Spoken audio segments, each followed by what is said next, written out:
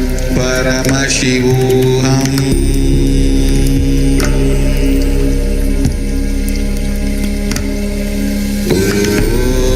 Nithyananda Paramashivoham.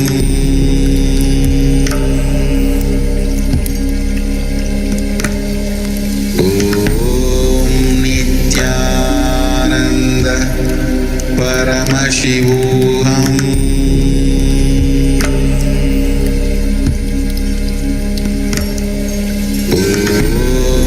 Nithyananda Paramashivoham.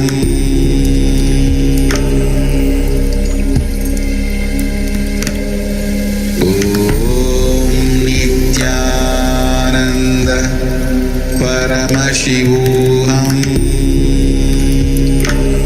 Nithyananda Paramashivoham. Nithyananda Paramashivoham.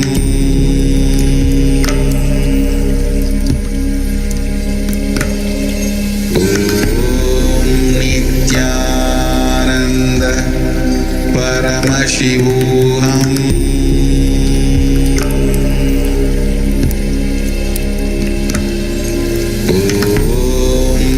Nithyananda Paramashivoham.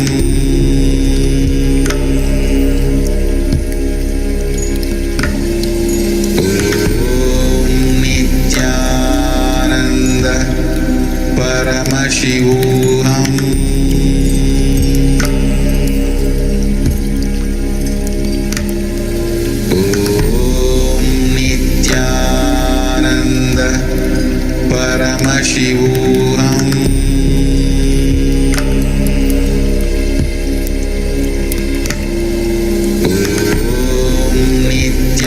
Nithyananda Paramashivoham. Nithyananda Paramashivoham.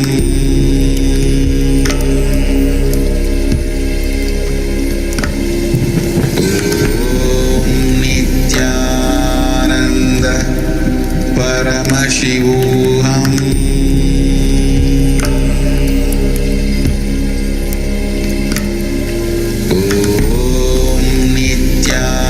Nithyananda Paramashivoham.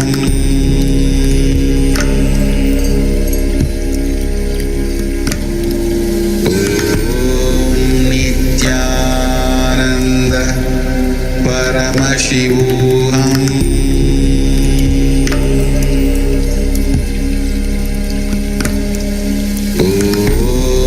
Nithyananda.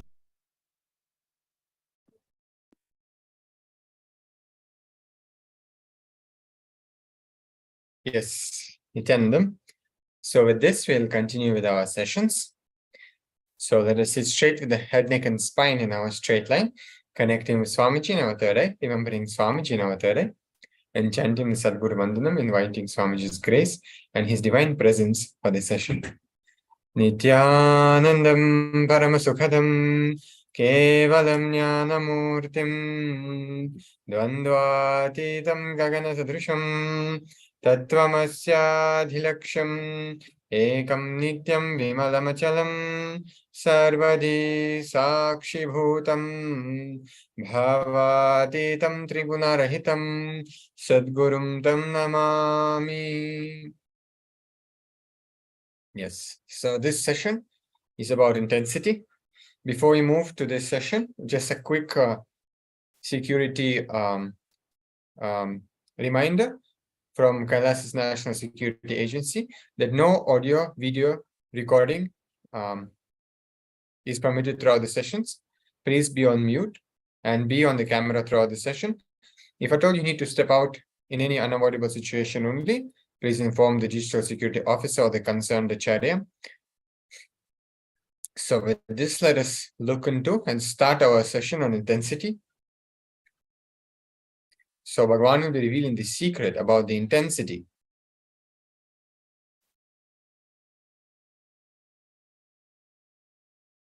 Intensity means radiating the energy that does not create any conflict inside and outside. Intensity is intensely being inside you. It flows smoothly and yet very strongly. Intensity is integration. Intensity is focus. Intensity is sincerity. Usually, intensity leads to a solid feeling. You may be intense, but you may have lost the ability to flow. Or you may be flowing, but may have lost the intensity.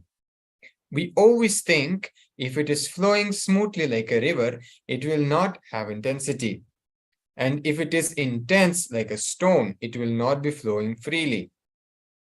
No, intensity is like a flood which is intense and flowing.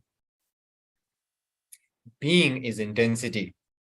Now, what is a being? Being complete, total, integrated, expressing your full energy is what I call being. If you are partial in your experience or expression, be very clear, you are being hypocritical. Whatever becomes steam, water becomes steam only at 100 degrees Celsius. Even at 99 degrees Celsius, it is still water. It does not transform to steam. Same way, if you are not integrated in seeking, all your energies are not integrated.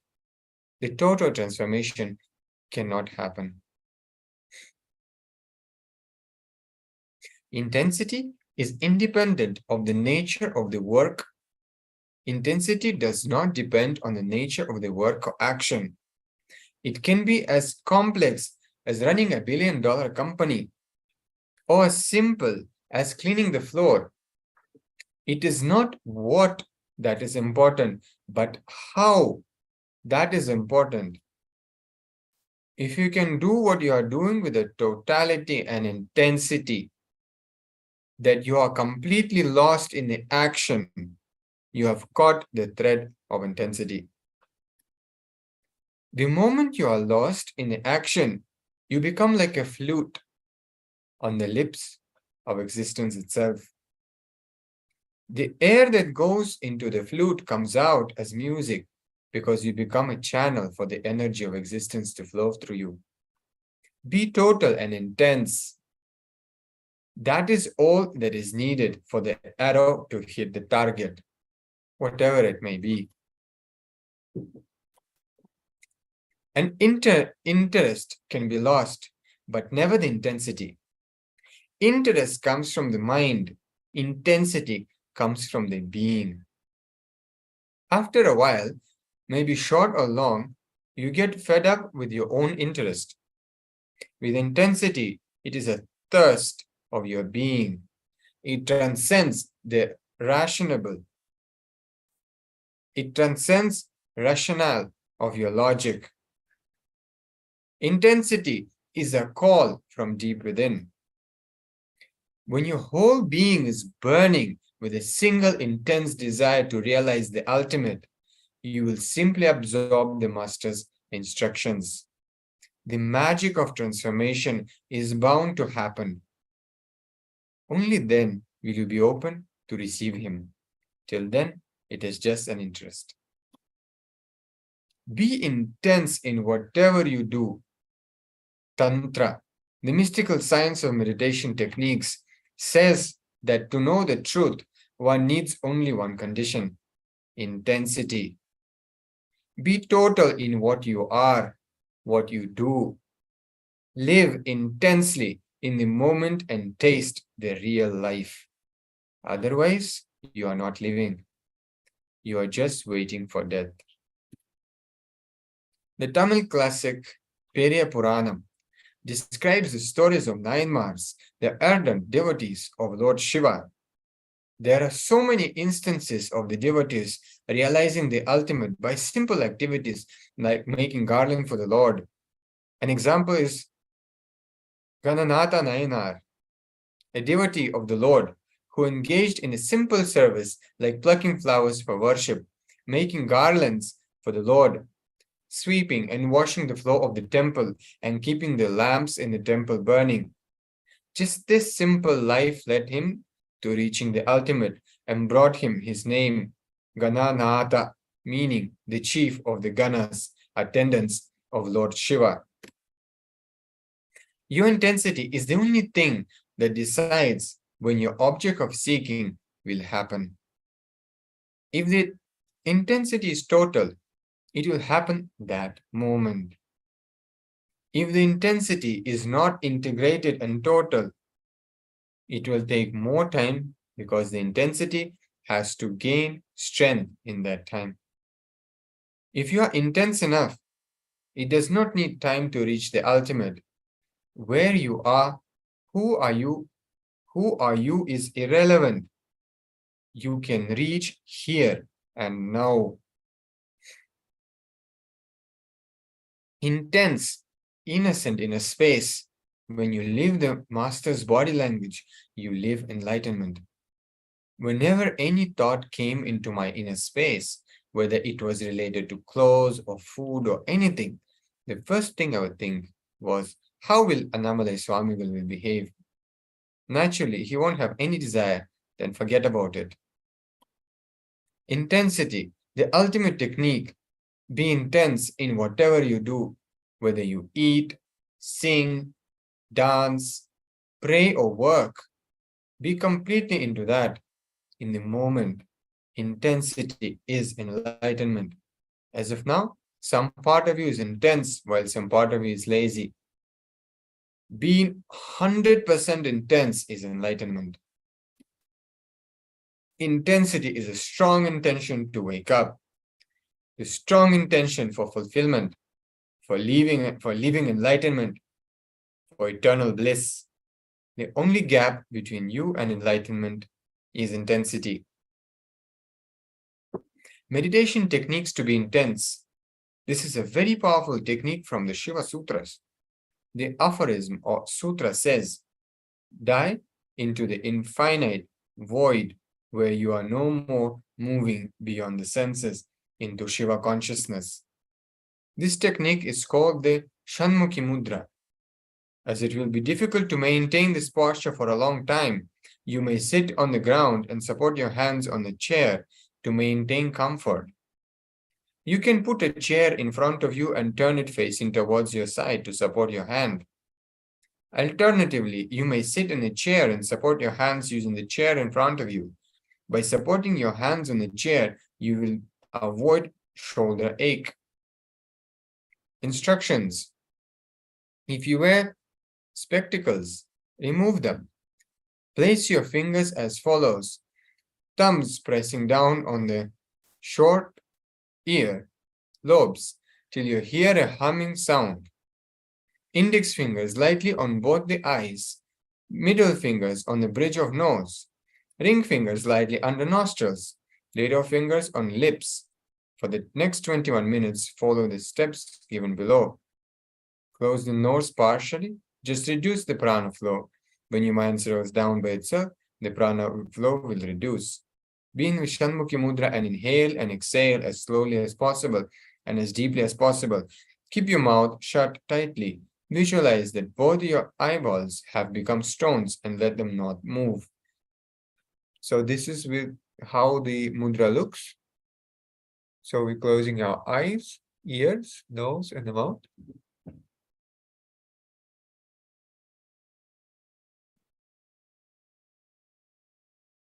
Be in Shanmukhi Mudra and inhale and exhale as slowly as possible and as deeply as possible. Keep your mouth shut tightly. Visualize that both your eyeballs have become stones and let them not move. Intensify your awareness. Do not create stress. Try to penetrate with deep awareness. Don't create pressure. Create only awareness. Visualize intensely as if you are penetrating your third eye. Visualize deeply as if you are penetrating your third eye with a drill bit. Relax, open your eyes slowly. So this is the guidelines for this meditation.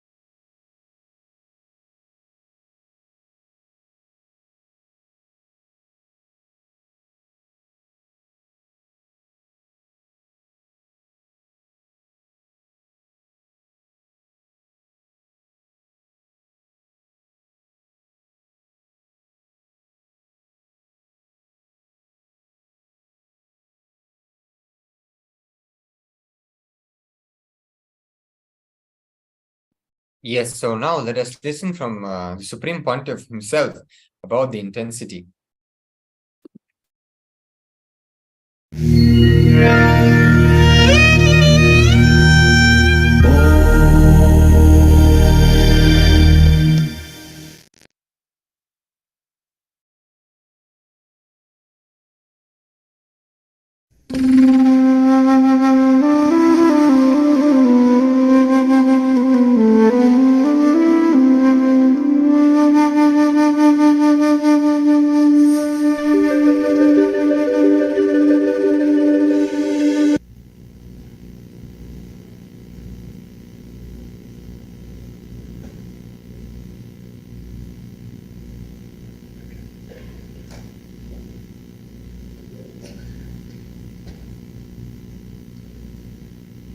सदाशिवसमारम्भां शङ्कराचार्यमध्यमाम् अस्मदाचार्यपर्यन्तां वन्दे गुरुपरम्पराम्.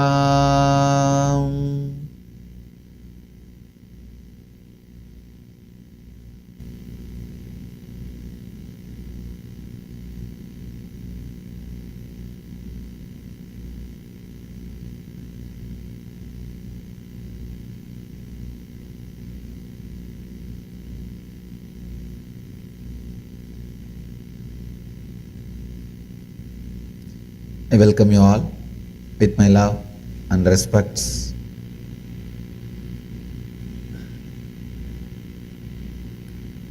Today's subject, intensity never fails. Experience with yourself.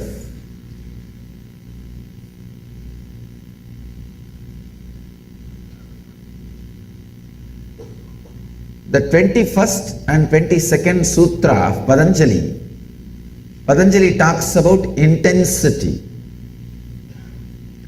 And in the next Sutra, 23rd Sutra, he talks about surrendering.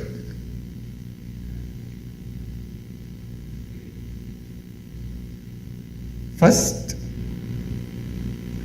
Patanjali talks about yoga.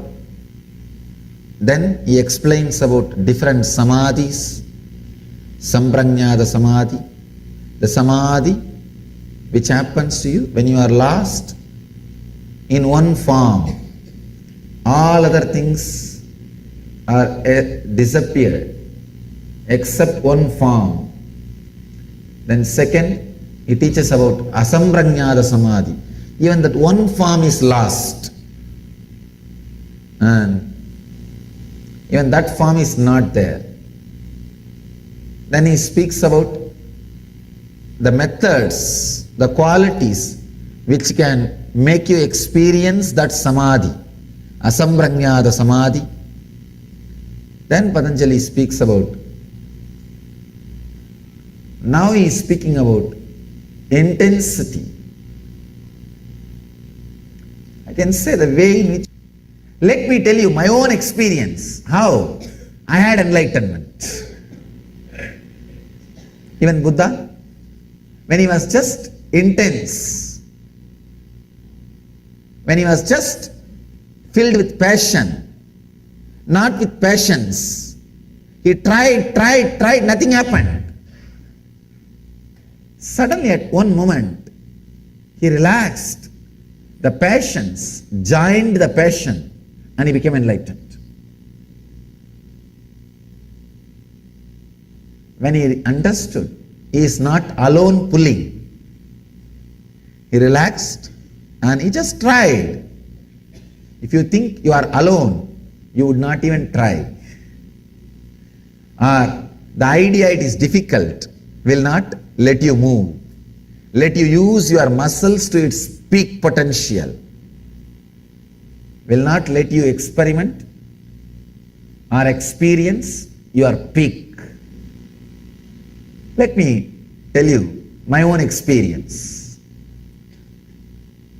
Yesterday I was telling about an incident. I went to Master Annamalai Swamigal and I cut my thigh. You heard that incident. After that, I started playing with what he taught me. From where the idea I raising. He told me from where the pain is coming, just look inside. After the pain disappeared, he said, from where the idea, the person who experiences pain, raises, just look inside. I was looking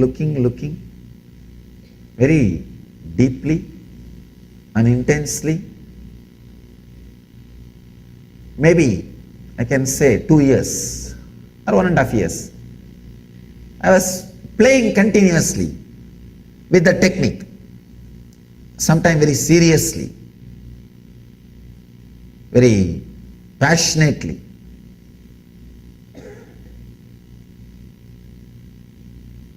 In a way, that thought has become my only thought. Continuously just having only that thought. Actually, that passion takes care that all other thoughts disappear except that thought. Now you need patience to relax even from that thought. Understand? Intensity is combination of passion and patience. You have to have intensity, the passion, so that all other thoughts disappear. Now you need to have patience even to unclutch from that thought, that one thought. So almost everything else has disappeared except that one thought from where the thoughts are raising. One day, I was sitting the foothills of Arunachala, that place is called Pavalakkundru. I have spoken elaborately on this experience in a discourse called Living Enlightenment. It's in YouTube. If you find time, maybe you can spend a little time with that discourse. I have spoken elaborately, step by step, how the experience happened. Today we don't have that much of time, but at least I'll share the essence. When I was sitting, I saw this one thought, that from where thoughts are raising. One funny thing is, because I was constantly working with that thought, from where thoughts are raising, but unable to find the source, that thought has become a strong pain memory for me. The moment I remember to find the seeking, the source, the moment I remember I should start seeking from where thoughts are raising. Because of my past failures, immediately I will be depressed. It will be so much of pain. I will sit, no, I will do every day the same thing, but I will never realize. I will just walk out with a deep failure. Today also the same thing it is going to be. By and by, it became a sort of a pain memory. Strong pain. I can neither drop that habit of seeking from where thoughts are raising, because the intense yearning for enlightenment is there, nor I am able to discover. So what to do?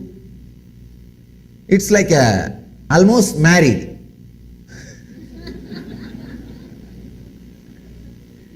In Indian village system, still marriage, the divorce is a taboo. You can't divorce. And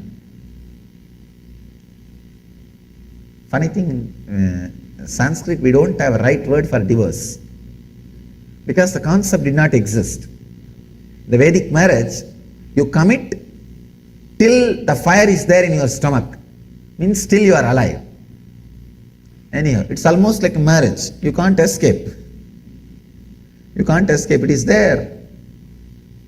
And you can neither swallow nor spit it out. And neither I am able to stop seeking nor feeling joy to do that. It became pain. Actually, at some part of your life, your own spiritual practice will become pain. Even the thought will become pain. Because you think, oh, even if I do, many times I tried, nothing works out, but I am not able to stop also. What to do? What to do? Just you have to do. It became a passion, but the passions was not there. It became kind of a strong pain memory.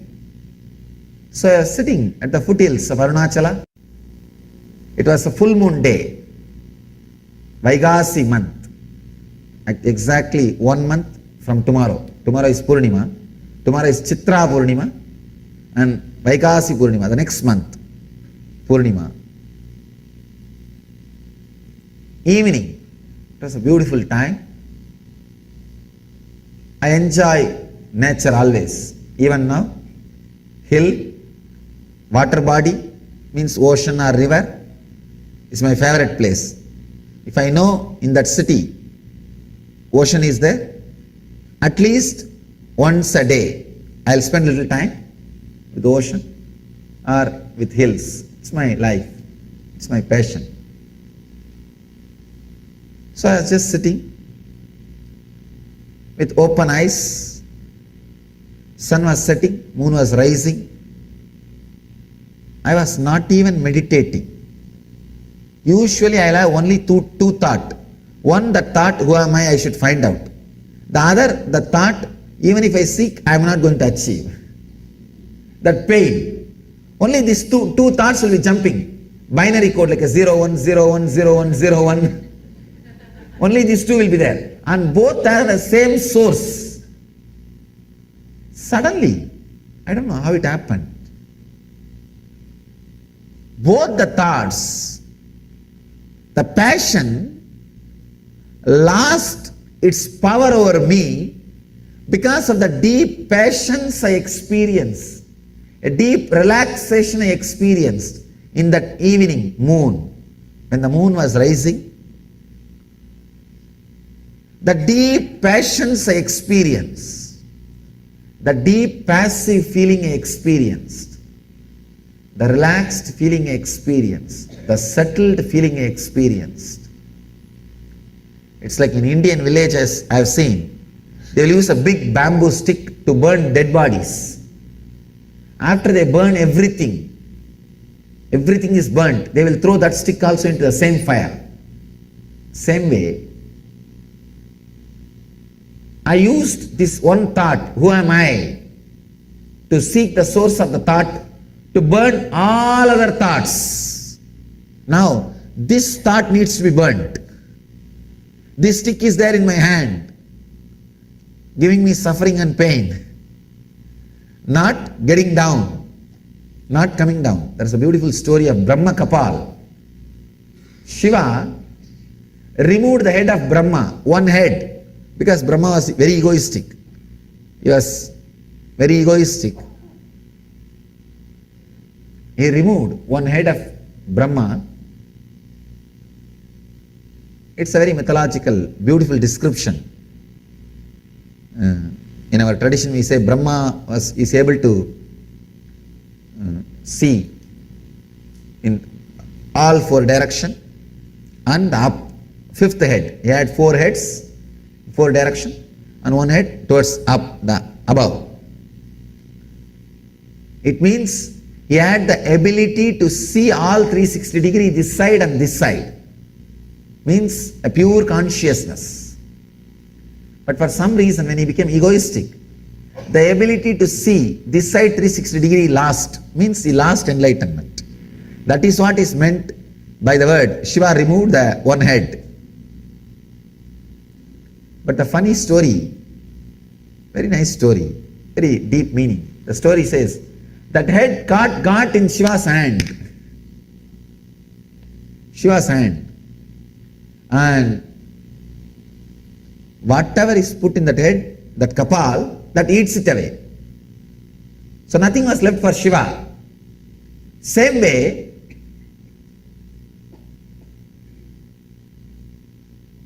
see that head, everything that head eats, nothing was left for Shiva. That kapal has become a big torture for Shiva.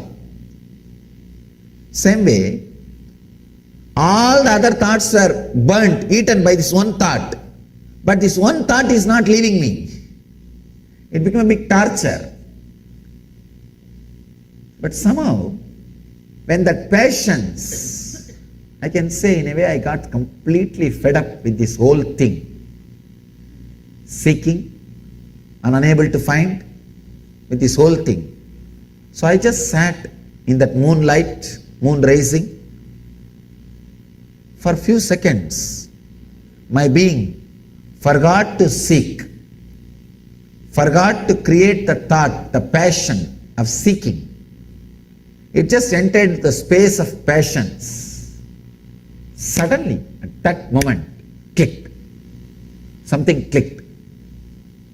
Because of my passion, already I raised my frequency to a different level. Now my passions, my relaxed being, just I relaxed into that frequency. Something clicked. Suddenly something broke, opened into my being. How I feel, how all of you feel alive inside your skin. The same strong feeling that I am alive, I started experiencing even outside my skin with the whole thing, with just whole thing.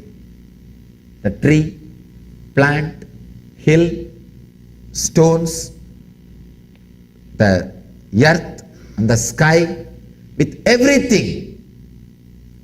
Suddenly I started feeling I am alive, I am vibrant, I am living it.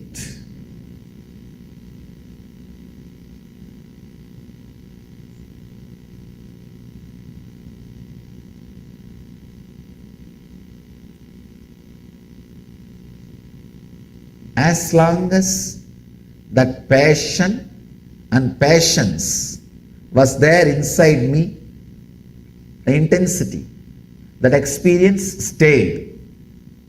But after 2.5 days, the passion took over the passions. The passion to hold on to that experience took over the passions to relax into that experience. Please understand. Whenever you want to hold your bliss, you will miss it. Bliss means what? Choicelessness is bliss. When you choose bliss, you have chosen suffering. If your hands are open underwater, river will be flowing. You will be holding the river. The moment you hold the river, you try to hold it, what happens? You have only empty hands. If you are with open hands, breeze is blowing. The moment you hold, you have only empty hands. So, the moment you choose bliss, you choose suffering. Choice is suffering, choicelessness is bliss. The moment my passion took over the passions, it disappeared. It just disappeared. Again, it took more than 10 years for me completely tune, polish my being and relax with a deep passion and passions. When that experience happened again, never left, it just stayed. It just stayed and started radiating through this body.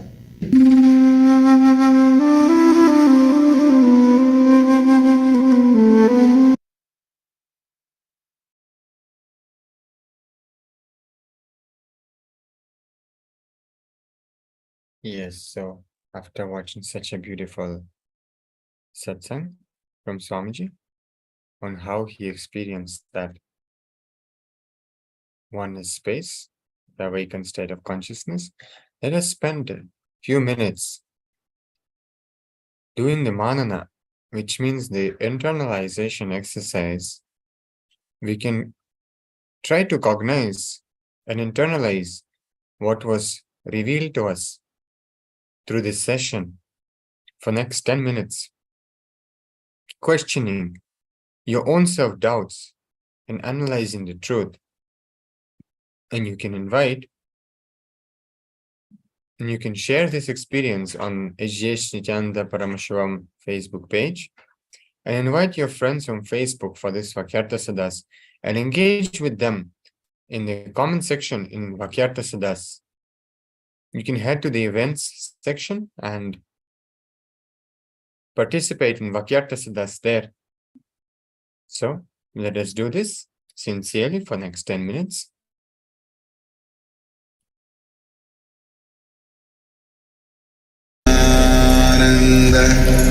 Paramashivoham.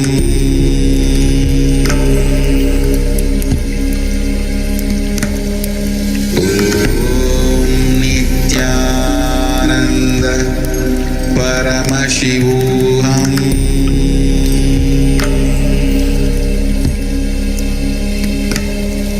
Om Nithyananda Paramashivoham. Paramashivoham. Om Nithyananda Paramashivoham.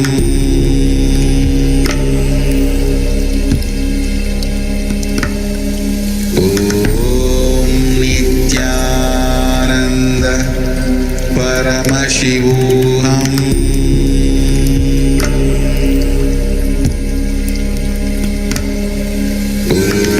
Om Nithyananda Paramashivoham. Om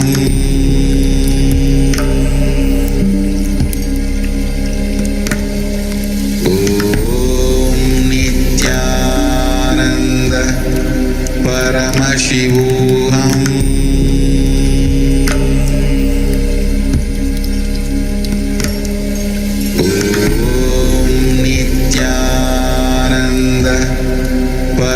Paramashivoham.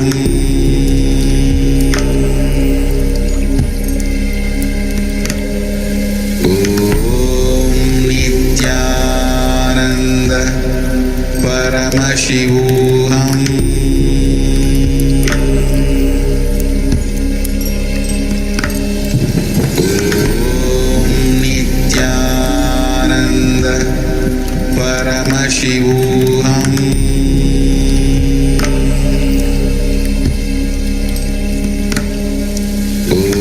Om Nithyananda Paramashivoham. Paramashivoham.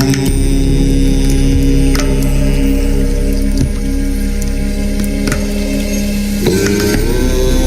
Nithyananda Paramashivoham.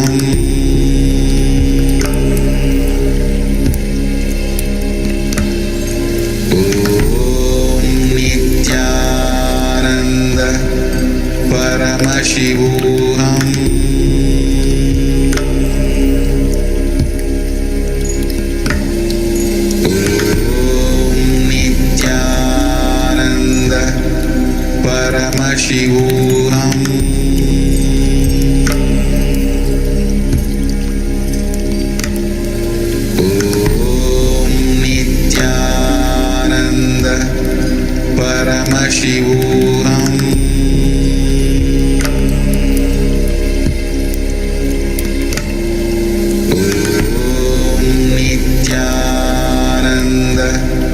Paramashivoham.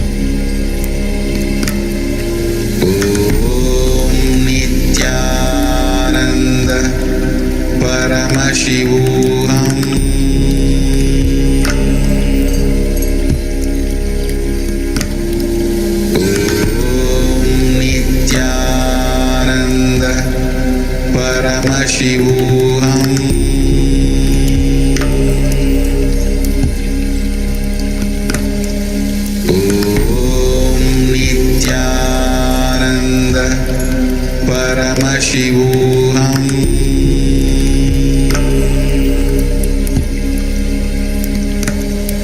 Om Nithyananda Paramashivoham.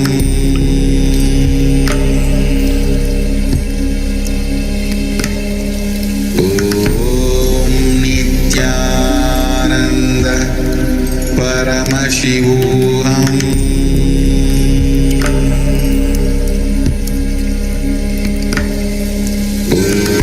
Om Nithyananda Paramashivoham.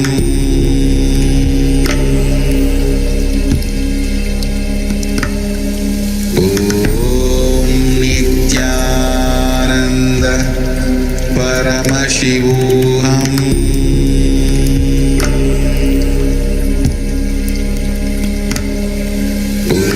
Om Nithyananda Paramashivoham.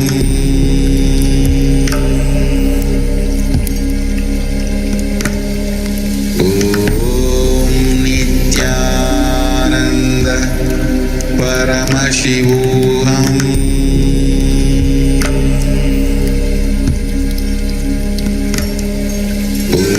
Om Nithyananda Paramashivoham.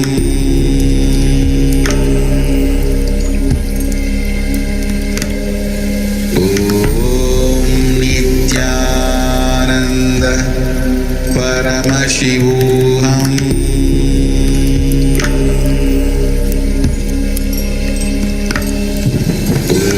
Om Nithyananda Paramashivoham.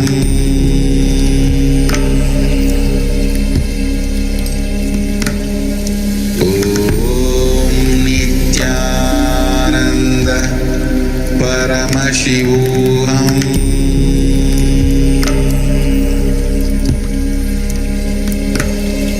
Om Nithyananda Paramashivoham.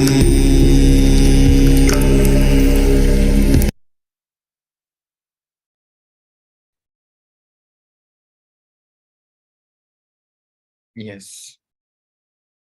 So with this, we come to an end of this session.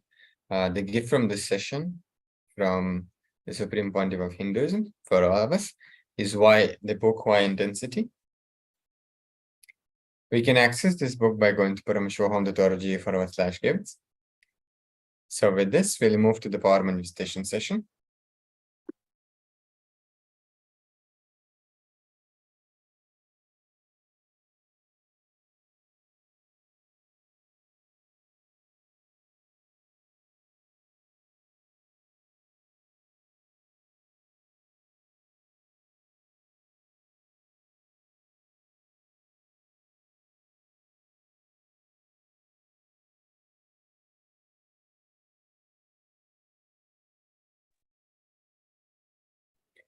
We'll be manifesting the power of body scanning.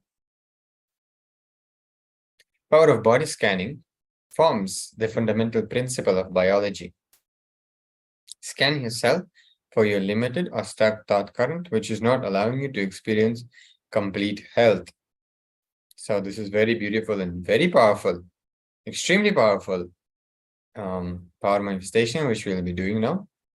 So do it sincerely.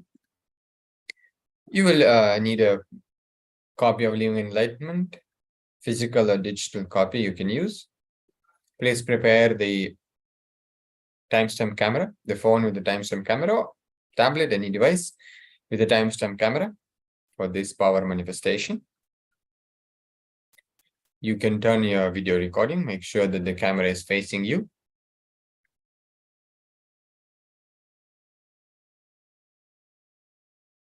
So you can, if you have a person next to you or you want to connect with someone you know and manifest this power for them, you can do that. Otherwise, you can also scan for your own limited thought currents, which are not allowing you to manifest a complete health.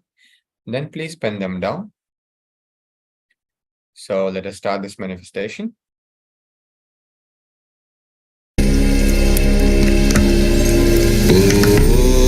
Om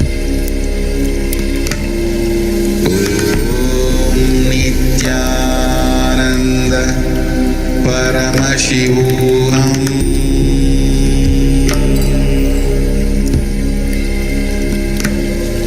Om Nithyananda Paramashivoham.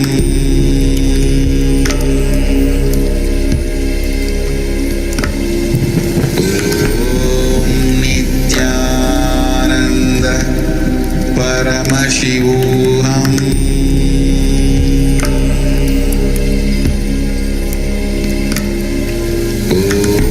Om Nithyananda Paramashivoham.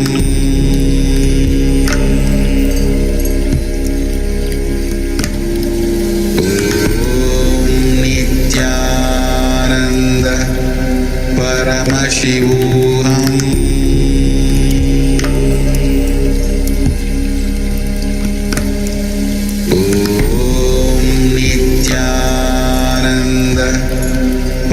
Paramashivoham.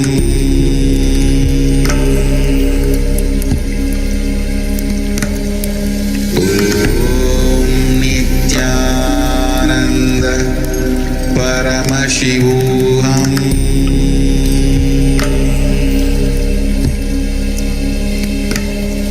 Om Nithyananda Paramashivoham.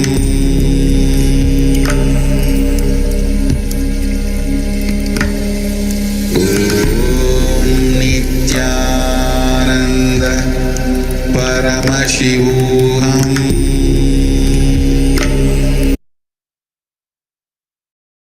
So now you can verify the sharing and you can head to HDH Nithyananda, KAILASA's HDH Nithyananda Paramashivam Facebook page. You can go to the event section and share your experience of power manifestation along with a video which you have recorded. You can use hashtags like KAILASA and Paramashivoham level 2. So let us spend a few minutes sharing our experiences on social media before I move to the next session.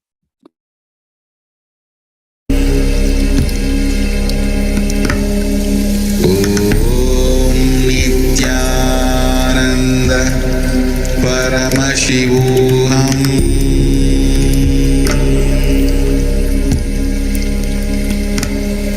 Om Nithyananda Paramashivoham.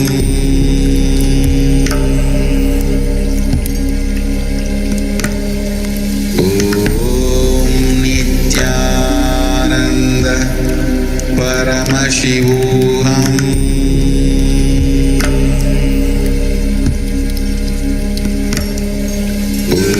Om Nithyananda Paramashivoham. Om Nithyananda Paramashivoham.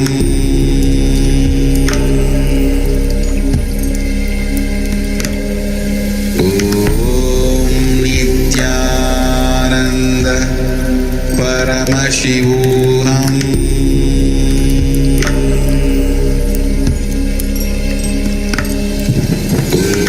Om Nithyananda Paramashivoham.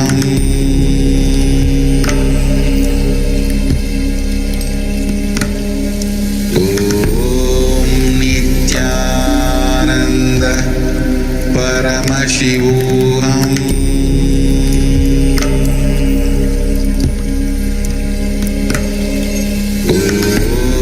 Nithyananda Paramashivoham.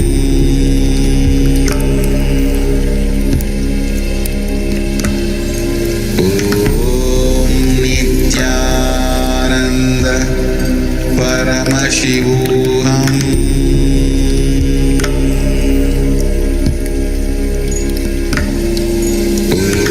Om Nithyananda Paramashivoham.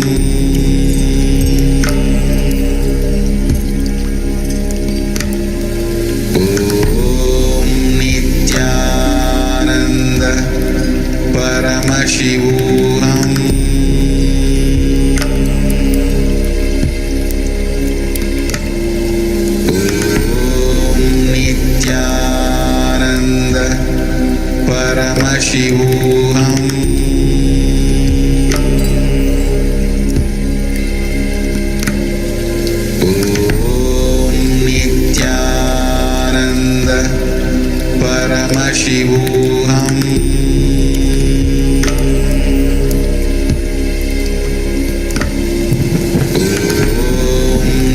Nithyananda Paramashivoham.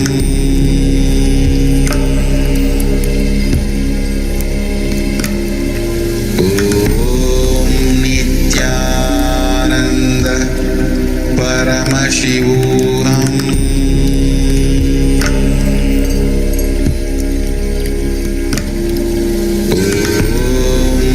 Nithyananda Paramashivoham.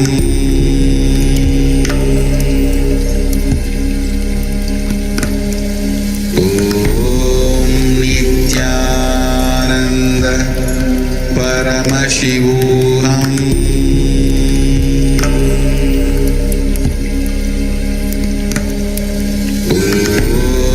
Nithyananda Paramashivoham.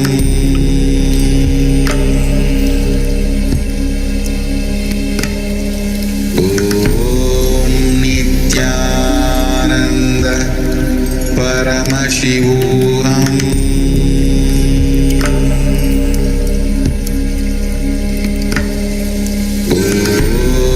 Nithyananda.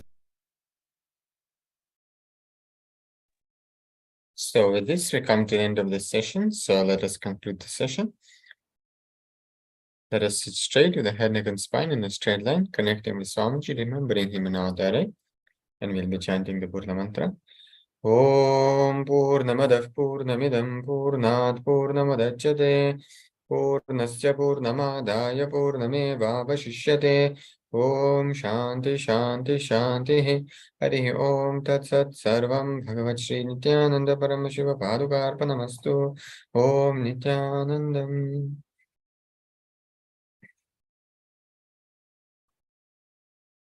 Yes.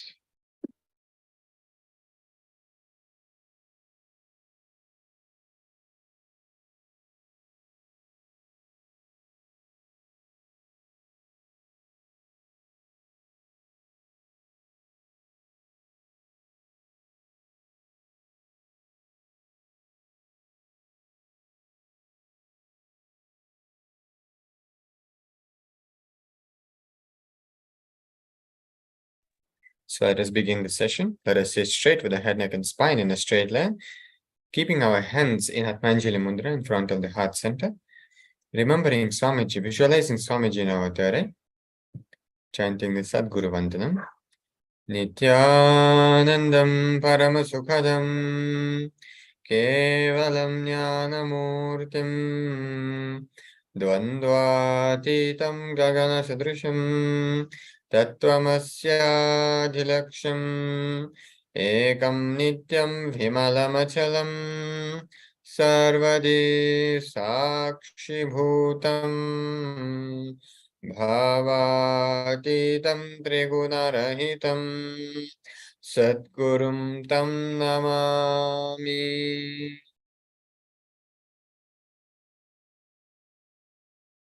Yes. So before we move to the session, a quick security reminder from National Security Agency, KAILASA National Security Agency, and that photography, video, and audio recordings of any kind is strictly prohibited during all sessions. Please be on mute and be on the camera throughout the class. If you need to step out in any unavoidable situation only, please inform the digital security officer or the concerned acharya.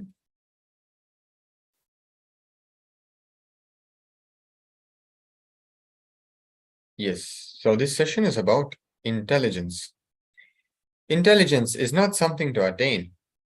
Every single being is endowed with intelligence. Every one of us has intelligence. It is an inherent, inborn quality of life, just as fire is hot and ice is cold. And Swamiji is reminding us that by nature we are intelligence. By nature we have all the intelligence in our human body. The difficulty is we strongly believe we are limited. We have been conditioned to think that we have only limited capabilities, that we cannot. So we have forgotten how to use these capabilities.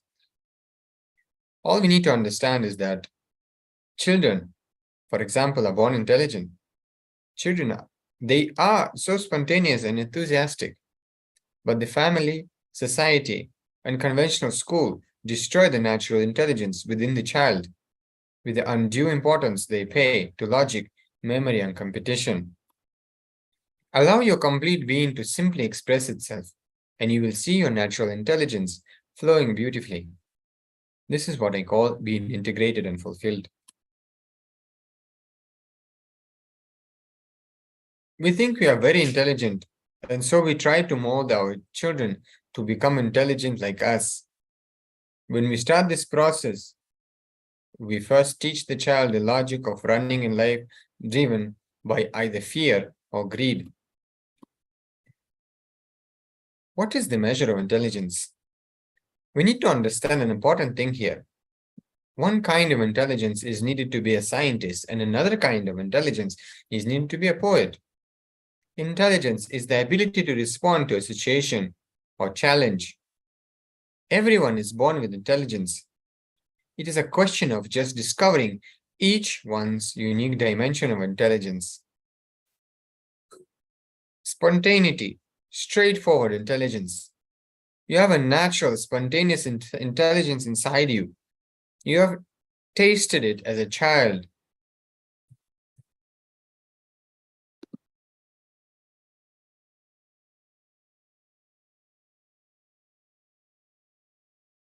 When knowledge is applied in the right place at the right time, it is intelligence. Spontaneity is when we easily express our knowledge in the right place at the right time. In other words, using our intelligence.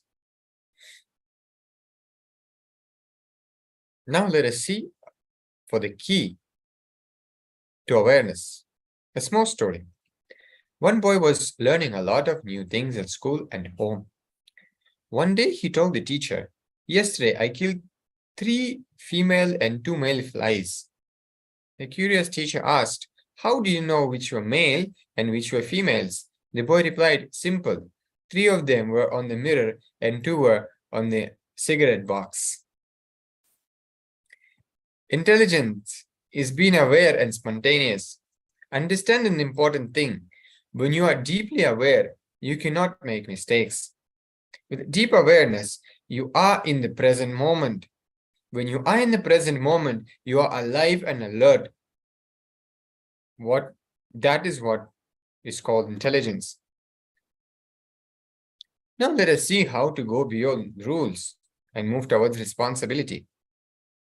Once, a sergeant in his training session asked the recruits why walnut wood was used for making the rifle. The recruits thought hard, and one of them answered, "Because walnut is harder than other types of nuts." The sergeant brushed him off, saying, "Wrong." Another recruit ventured, "Because it is more durable." The sergeant's voice boomed, "Wrong." A third person tried his luck, "Because it is waterproof." The sergeant, tired of the answers, by now replied, "You boys surely have a lot to learn. Simple reason. That is what is laid down in the rule book." Living every moment in total awareness is meditation. Acting out of your own intelligence is taking complete responsibility for what you do at all times. How we are living? Usually, we only react like programmed machines, so we do not respond to situations. Someone insults you and you become angry even before becoming aware of what you are doing. Moving with time, flowing with life, becoming a fluid process instead of being a solid ego is called intelligence. Beyond the head is the gate to loving intelligence. When your intelligence awakens, you drop from the head to the heart, from logic to love. Then you operate neither from pure intellect nor from pure sentimental love. You operate just from loving intelligence, and you automatically radiate compassion to all of those around you. Understanding, not thinking. You rely on thinking because you do not allow the natural understanding to happen. Thinking arises from the mind, which is actually one of the most marvelous mechanisms. But the problem arises when the mind becomes your master instead of a tool in your hands. The mind is like a radio that you do not know how to turn off. Body also has intelligence. How many of us realize the tremendous intelligence that our body possesses? Just think, when our body can digest food, pump blood, adapt to the environment, and at the same time perform 1,000 other complicated tasks without help from outside, you have to accept that there is an intelligent energy driving it. If you reflect on this, you will realize there is something called body intelligence. A small story. Once a king went to an enlightened master and asked him, I heard that you're an enlightened man and you radiate energy around you. You're always in bliss. What do you do? Then Zen master replied, I eat when I eat and sleep when I sleep. Every cell in your body has intelligence. We have been taught that the center of our intelligence is in our brain. Our body is not a simple centralized system of intelligence controlled by the brain. The human body is highly evolved distributed system of intelligence, beautifully and seamlessly orchestrated. Actually, your body has the capacity to heal every disease, physical or mental, however complex it may be. The secret is to use the lost science of self-healing. It is a process of connecting the intelligence of the person to the cosmic energy, which is pure intelligence, through an initiated healer.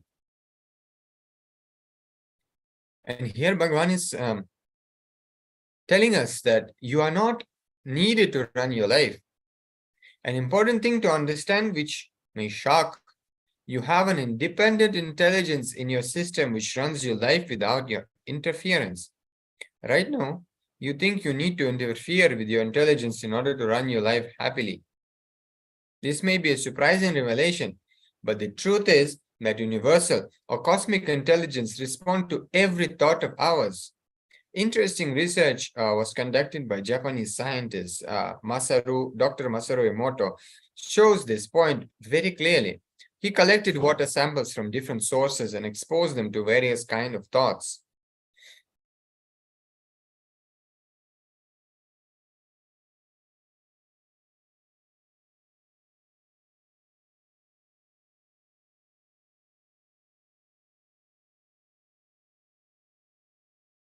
Now let us look into connection with nature. What makes us become insensitive to nature?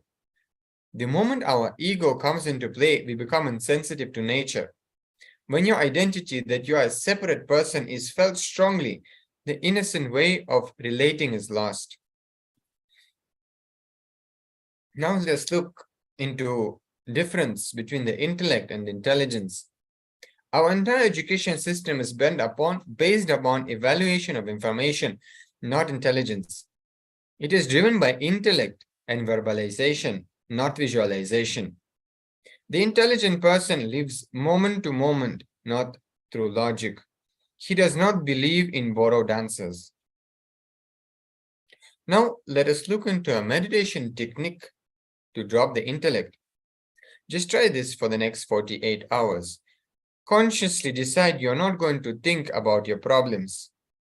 Drop your intellect, which continuously tells you that you do not have enough intelligence to solve your problems spontaneously, that you do not have the capacity to produce that much spontaneity.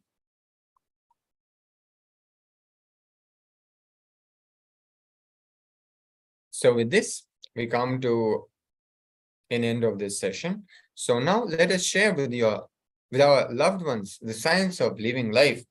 Science empowers that they can use at work, school, personal life, and knowledge that knows no boundaries.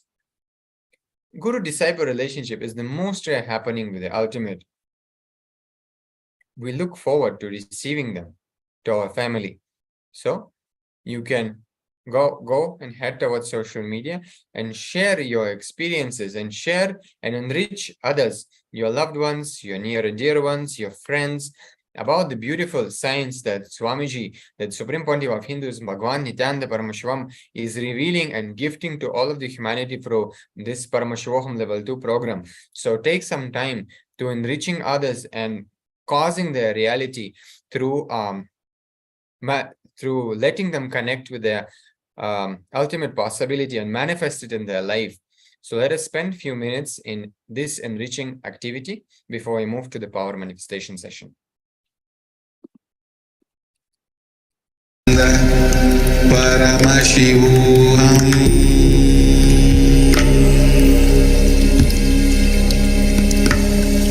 Om Nithyananda Paramashivoham.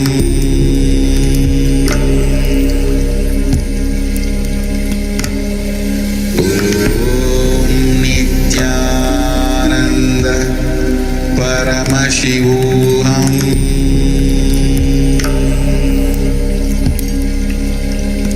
Paramashivoham. Om Nithyananda Paramashivoham.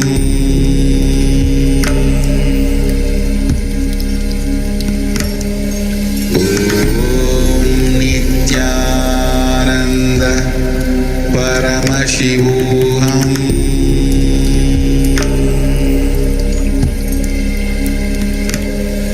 Om Nithyananda Paramashivoham. Om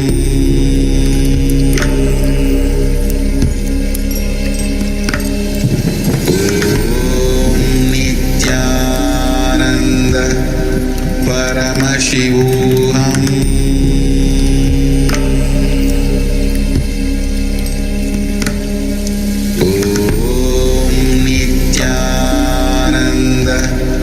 Paramashivoham. Paramashivoham.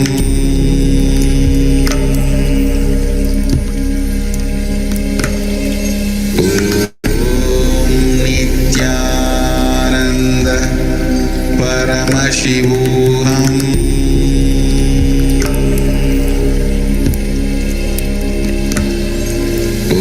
Om Nithyananda Paramashivoham.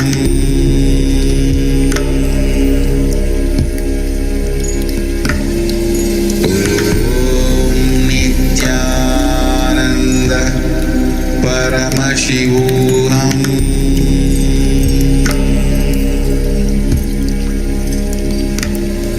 Om Nithyananda Paramashivoham.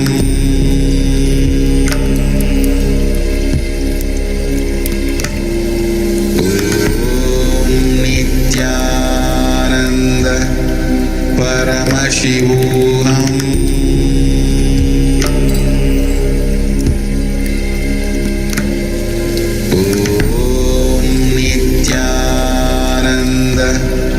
Paramashivoham. Paramashivoham.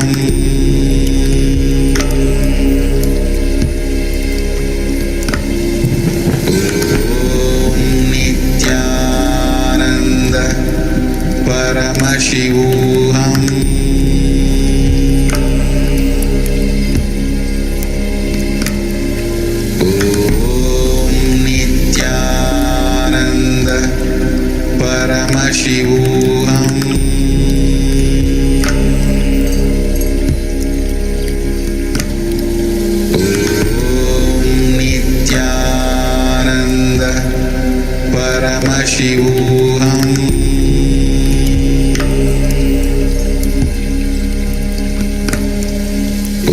Om Nithyananda Paramashivoham.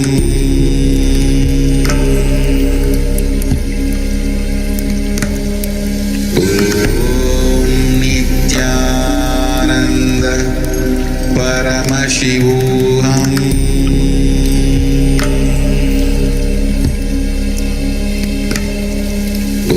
Om Nithyananda Paramashivoham.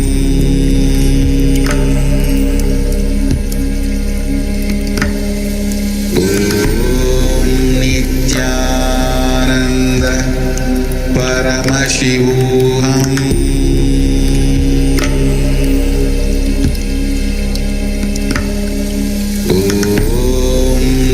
Nithyananda Paramashivoham.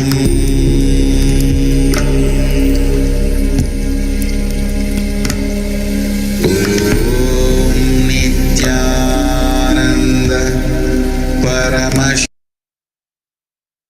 Yes, so with this, let us move to the power manifestation session. Please stay connected.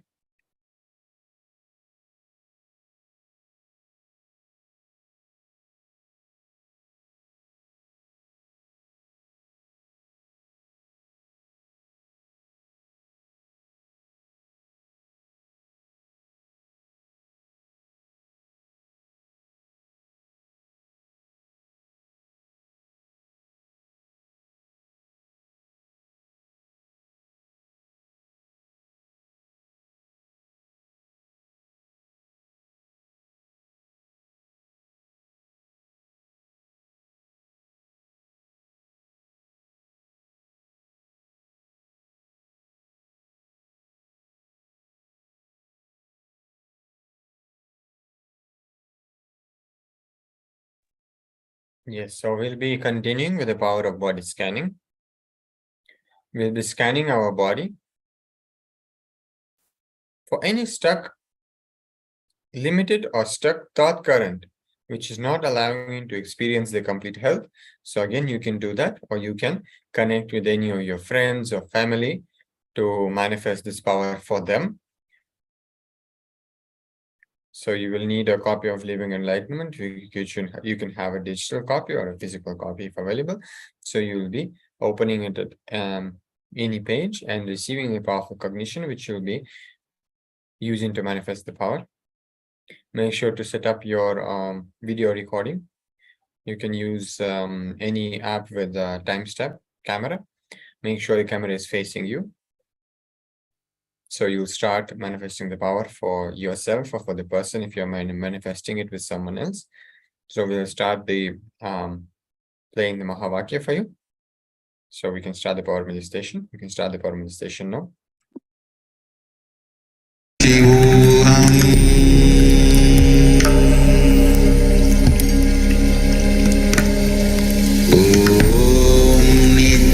Nithyananda Paramashivoham.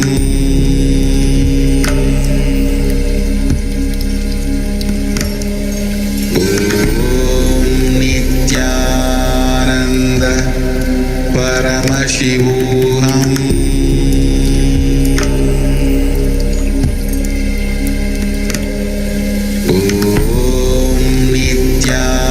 Nithyananda Paramashivoham.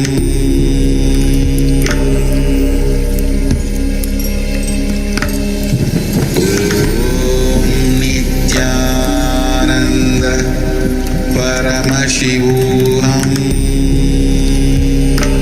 Nithyananda Paramashivoham.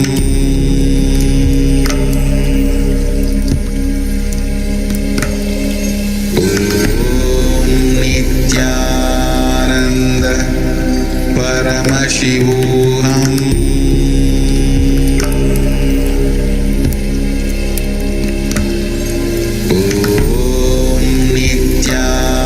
Nithyananda Paramashivoham.